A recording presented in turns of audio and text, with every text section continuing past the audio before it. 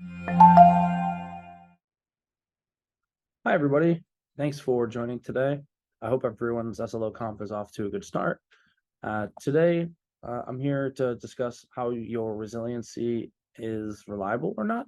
I'm Troy. I'm the director of our enterprise SRE and software engineering at Capital One. So today we'll jump right into seeing how SLOs can help us with this.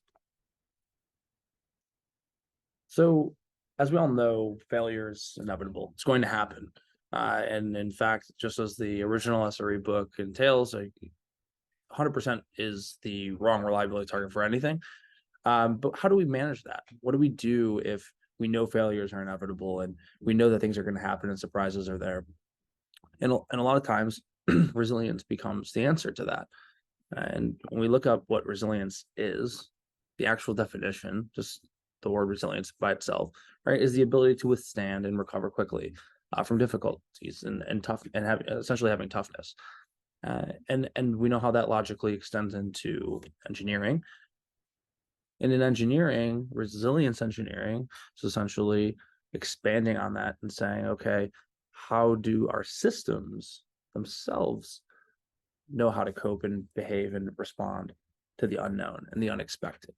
And a lot of times we find that there are different practices that we've defined and developed and engineer for, such as a very simple regional isolation or regional failover, rather, between two regions, east and west. If something goes wrong in east, we know that we can have the system running actively in another region and then move that traffic over there to create a seamless experience for our customers. But what happens when that resiliency is acted on? What happens during that transition? Are your customers experiencing what they thought they would during that resilience? Is the resiliency really working? And fortunately enough, we have a method of service level objectives and SLOs to help us with that. As we all know, if you don't measure something, how can you improve on it? How do you know that it actually is working rather than it happened, right? And so today we're going to dive into a few different topics, a few different areas of resilience and how it can be measured. We'll look at failovers, different active-active scenarios to improve latency, canary releases, circuit breakers, and lastly, chaos experiment bounds that can be established using these service levels, which is really a logical extension of that resilience engineering. The first one we look at quickly is a simple manual failover. Many of us have seen this or run this kind of architecture where something happens and we manually decide to trigger, right, for the controls or whatever reasons it may be. And when that incident happens, you see here an error budget immediately stopping as soon as we were able to respond and transfer that service over to, let's say, another region, as discussed before. And then we have a successful failover that we can measure using that error budget. We can look at our error budget and say safely that our customers have been impacted, sure, but our resilience had stopped the bleeding and essentially resume normalcy for our customers. We all know manual things are not always the greatest. So how do we advance that? Well, with automated failover. And here's another opportunity for our SLOs to save the day and to be able to see what happens during that incident.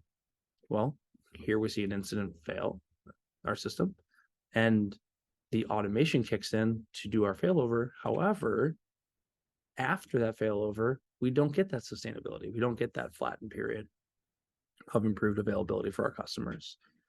We see this unexpected dip.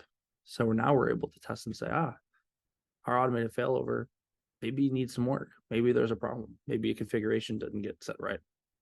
Maybe we don't understand how our system behaves in that other region, right? So here's one example of SLOs helping catch us. Another example here, active-active latency. We see a system that is not performing that well and near exhaust of their error budget. But when we put in new resilience, such as an active-active setup to improve, the latency of our system for those in different regions, we can quickly see here how things improve over time. now that we have that way to have a geo-based active-active pattern. And now our customers in certain regions don't have that degraded lower latency. And now we're able to give them the experience that they asked for. As we all know too, releases tend to be problematic at times. And we can use techniques like Canary, Blue Greens, and others as ways to bolster our resilience engineering and make our releases safer. But if we leverage SLOs, we can take it one step further and really observe that customer impact during the Canary release. If we do notice a small dip or a trend down in the availability or in the service levels that are pertinent to this release, of course, then we can intelligently say it's time to roll back, using the SLOs and using the error budget as signal for us to roll that release back. Circuit breakers are another good resiliency pattern that can be used, right, to help us stop our system from behaving. If we notice that there's a continuous running process, or if there's a polling mechanism that can get out of hand.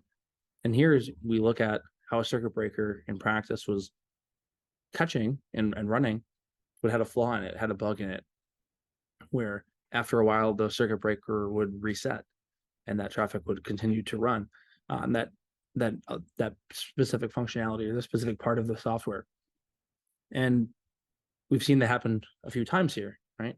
So this now allows engineers to diagnose and see this pattern and not only measure the impact of the customer, but find a remediation to ultimately make this circuit breaker more accurate and to put in the necessary logic to ensure that it's working as we originally designed, right? So we're able to learn more about our system through watching this service level objective and error budget consequently during that time.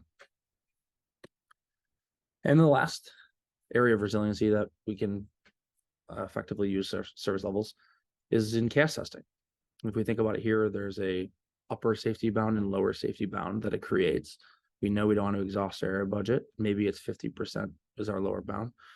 And we know anywhere in there should be really fair game for us to experiment, for us to learn, for us to try different things. In this example, we look at latency injection.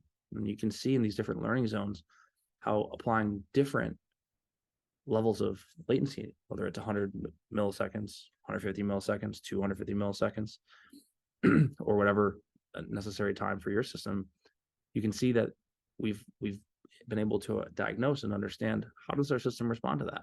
What is our impact to our customer as we inject that latency and as we learn about what we're doing? And you can see a couple areas it responds more negatively than others. In some periods, we get more sustained and proper burn. In others, again, more aggressive. So it really becomes a mechanism for your chaos testing to do it safely and to do it with the boundaries and perimeter that you're learning and discovering in your system. And that's really, truly what chaos engineering is helping us define and understand. All in all, though, right, we know our systems continue to evolve, and these socio-technical systems that we're working with, right, are going to continue to have change. The velocity of them is going to be increasing. The more people are involved, the more change we have. So we need to learn, understand, and measure our systems to be able to ensure that we continue to grow our adaptive capacity and provide what it is our customers ultimately need. And lastly, a good thing to remember is our customers don't care about what resiliency you have in place. They don't care if it's active, passive. They don't care if you have circuit breakers or not. They only care if it works. And no matter what resilience you put into your system, it's important that we make sure it's working. So continue to use your service level objectives to help do so. It was nice talking with everybody. Hope everyone has a good rest of the conference and look forward to connecting with some of you in the future. Take care.